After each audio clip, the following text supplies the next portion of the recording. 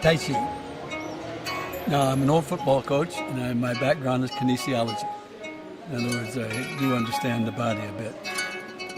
And as far as I'm concerned, I have taught just about every exercise possible.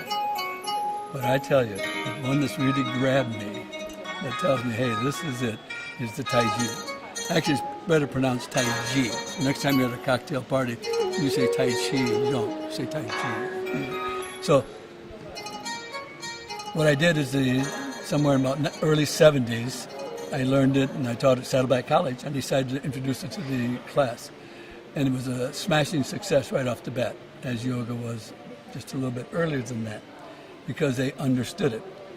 It was really interesting. I'll tell you a little side thing before I talk about Tai Chi itself, is I was a football coach teaching yoga and Tai Chi. No one could put it together. Nobody. I mean, all the coaches would look at me like, what are you doing, whatever. But it worked terrific over the long haul, okay? But Tai Chi is this. Number one, it has three purposes. It's a martial art. So every movement is a martial art. It's a potential block or strike. It's also called a health dance, meaning that it produces health. I'm sure what happened in the old days, the old monks that were at the Shaolin temples and other places were getting older and they couldn't do that hard routine, so they used it for health. They understood that it helped them in health. Then the other thing is it's a moving meditation. So those are the three principles. But what there really is to understand about Tai Chi is the kinesiology of it, that it works the body, the whole body, every time.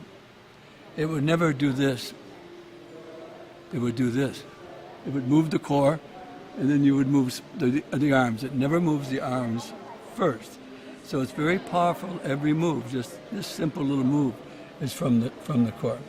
So here's the thing, the saying in Taiji that I like a lot.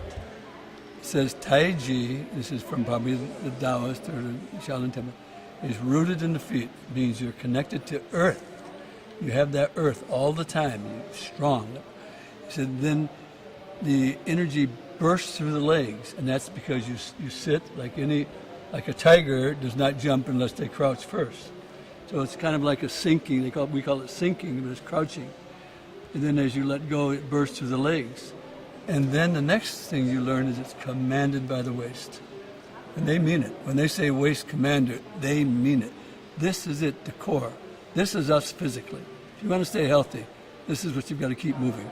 I don't care what it is, just keep this moving.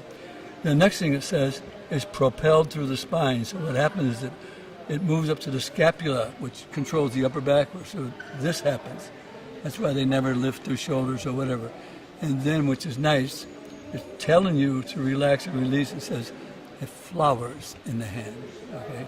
So rooted in the feet, bursts through the legs, commanded by the waist, propelled through the spine, flowers in the hand. So they're telling you to stay soft, unless you'd have to strike. You could always tighten up and strike at the end of it, but you always start from soft, so you kind of let it go. And again, after working with athletes for so long, I do have an understanding of why the good ones, the great ones, were really great. And one of the big things they always did, they were able to let go. The receiver let go. The basketball player letting go. The golfer letting go. Federer letting go. You know, that the let go is something that makes everything work better rather than pushing. So it's not a push, it's a let go. It's a gather and a let go. And I tell you, and it's great for health. It's great for health. It just works every part of your body. You know, it works into the blood system, or your internal and external and whatever. So I taught for about 45 years in the community college here and had young and mostly young people. And then I retired and decided to teach one class here. I love this group. You have to be at least 50 to get in. Then from there on out, you're okay. And I'll tell you, what I've really understood is people that are 50 years old, 50 and 60 and 70, they can still move. These people can still move. Right here, these are all 50, 60 years, and they can move like that. So there's a lot of juice still in us at this age. You know, everyone thinks you're over the hill at 60 or 70. And particularly Tai Chi. Tai Chi you can do it anytime. You watch them when they're doing it at 100 years old. They can do it. make modifications. They don't step as far. And that's what this group does. And so what happens is they can come here, and it doesn't cost them a dime, and they can go on vacation and come back. So it's a wonderful thing for them. Because we have a wonderful group, a lot of people here, retired people, a lot of retired communities. I think maybe the biggest thing that brings them there is relating to each other. And they come, they have someone to talk to, someone they know. Doing something in a group that they know, I think it probably is, I'd say, even the major reason they come here, really. Because they're at the age right now where they don't have a spouse, they're alone or whatever, and this becomes just a perfect arena for meeting people. We never say do Tai Chi or work at Tai Chi. We say play Tai Chi. And the Chinese say that too in their writings, play Tai Chi.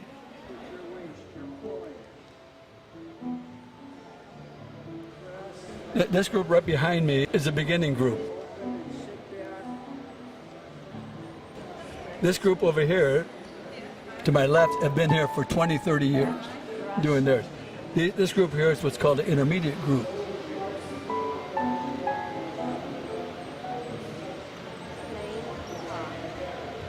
The group on the other side is doing the long form. They do the long form.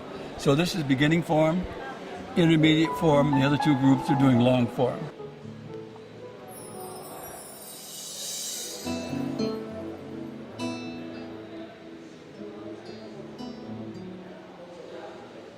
It takes a while to learn Tai Chi, to long form.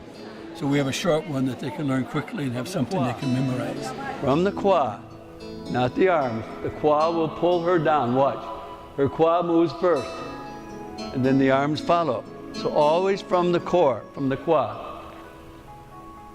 In the Taiji world, Qigong is kind of like pre-Tai Chi. And what you do, it's their health, their healing kind of exercises, as you can tell by what I was reading. But it's the thing that uses all the principles, but you don't have to step. You don't have to do the more difficult things that you do in Tai Chi. So it's a great one to start with. You should learn Qigong first. It would be my idea. You should learn that first. Once you get that down a bit, then you move into Tai Chi. Now just get into it. Let it happen. Just get into it. Don't try to force anything. Just copy, look and copy. But everything comes from the core for us, from the Kwa. The thing about learning Qigong, it's easier. Qigong depends on, there's hundreds of kinds of Qigong. Everybody has the perfect Qigong. Everybody. Yeah. Oh, my Qigong is the best. That's Tai Chi's world is that way. Oh, my master was the best. There's all kinds, and it's why I go to principles all the time. They can be anything they want, as long as they stay within the realm of what the principle is and how it works. So there's all kinds of Qigong. Yeah, I'm 86. I always count Chinese style, by the way, one extra year. I'll be 87 in May. I'll always be doing this. I do it every morning. I live near the beach.